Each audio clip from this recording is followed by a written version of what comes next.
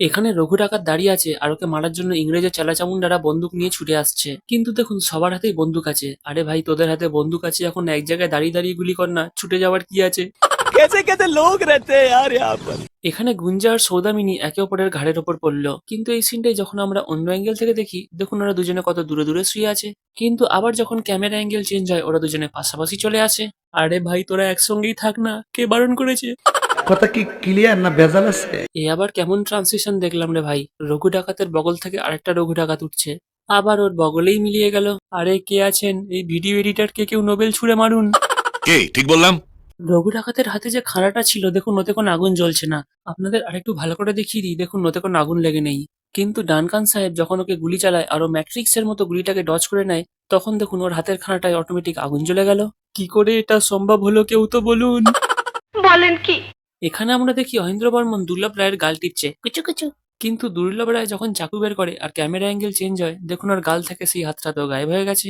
আবার camera angle change হলে হাতটা আগের জায়গায় চলে আসে। আরে অহিন্দ্র দা ওকে ছেড়ে দাও, ওর গাল টিপো না। এখানে রঘুদা লাভ তো মারলো, কিন্তু দেখুন জাহাজটা ওর থেকে কতটা দূরে আছে। মানে একটা সাধারণ মানুষের পক্ষে সম্ভবই নয় যে লাফিয়ে ওই জাহাজের ওপর উঠে যাওয়া, কিন্তু রঘুদার পক্ষে তো কোনো ব্যাপারই নয়, পকাত করে পৌঁছে গেল। এখানে আমরা দেখি গ্রামবাসীদের খাঁচার ভেতর আটকে রেখে দিয়েছে, আর ওরা রঘু ডাকাতকে দেখে খাঁচার ভেতর থেকেই বাইরে হাত বের করছে। কিন্তু এখানে দেখুন একটা ছেলে খাঁচার দরজা খুলে আরামসে বাইরে চলে এলো। আরে ভাই তোরা যখন দরজাটা খুলতেই পারতিস তাহলে আগে থেকে কেন খুলে পালালি না।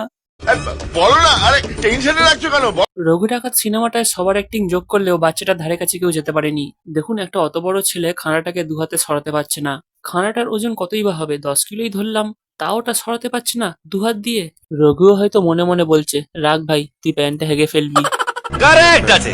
রঘু ডাকাত লাথি মেরে না ঘুষি দিয়ে দরজাটাকে ভাঙলো সেটা বুঝতেই পারলাম না, কারণ দরজাটা পড়ে যাওয়ার পর ওর শরীরে কোনো মুভমেন্টই নেই। আপনারা যদি কেউ বুঝতে পারেন যে ও দরজাটা কি করে ভাঙলো তাহলে কমেন্টে অবশ্যই জানাবেন। সুটিয়ে লাল করে দেবো। ভীমরাজ যে এখানে আসছে দেখুন আর সামনে কেউ নেই, যারা আছে তারা বেশ দূরেই রয়েছে। কিন্তু এই সিনটাই যখন আমরা অন্য অ্যাঙ্গেল থেকে দেখি দেখুন ভীমরাজের সামনে দুটো লোক দাঁড়িয়ে আছে, যারা ভীমরাজ আসার সময় সরে যাচ্ছে। কিন্তু একটু আগেই তো আমরা দেখলাম সামনেটা পুরো ফাঁকা ছিল। আরে এরা কারা?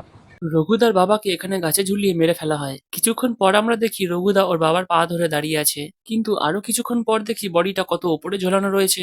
আরে ভাই প্রথমে তো অত উপরে ছিল না, দেখুন মানুষগুলো কত নিচে আর বডিটা কত উপরে ঝুলছে। কিন্তু রঘুদা যে ওর পা ধরে দাঁড়িয়ে ছিল সেটা কি মিথ্যে? এখানে রঘুদার ব্যাকগ্রাউন্ডটা দেখুন, আর যখন ক্যামেরা অ্যাঙ্গেল চেঞ্জ হয় তখন ব্যাকগ্রাউন্ডটা দেখুন পুরোপুরি পাল্টে গেছে। আরে ভাই এক জায়গায় দাঁড়িয়ে দাঁড়িয়ে ব্যাকগ্রাউন্ড কি করে চেঞ্জ হয়? বলো না, আরে টেনশনে রাখছো কেন? এখানে দেখুন গুঞ্জার হাত থেকে তলোয়ারটা পড়ে যায় আর ও হাতটা উপরে তুলে নেয়। ক্যামেরা অ্যাঙ্গেল চেঞ্জ হতেই আমরা দেখি গুঞ্জার হাতটা উপরে আছে আর তলোয়ারটাও ধরে আছে। কিন্তু প্রথমেই তো তলোয়ারটা পায়ের দিকে পড়ে গেছিল। এইটাও সম্ভব? সৌদামিনী চাকাটার মাঝখানে থাকা এই কালো জায়গাটার বাঁদিক থেকে দেখুন একটা চাকু বের করে। কিন্তু এই সিনটাই যখন আমরা অন্য অ্যাঙ্গেল থেকে দেখি দেখুন মাঝখানে থাকা এই কালো জায়গাটার পাশে একটা চাকু অলরেডি রয়েছে, কিন্তু ওখান থেকেই যে চাকুটা তুললো ওই জায়গাটা তো ফাঁকা হয়ে যাওয়ার কথা ছিল, ফাঁকা তো নেই। এটা কি হলো?